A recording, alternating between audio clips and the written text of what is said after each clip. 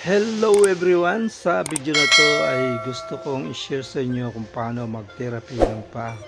Bago po ang lahat, ako po si Bernard, isang masahista sa Angeles City. At please don't forget to like, share, and subscribe to my channel bilang suporta. Ganito lamang po ang magmasahe ng paa.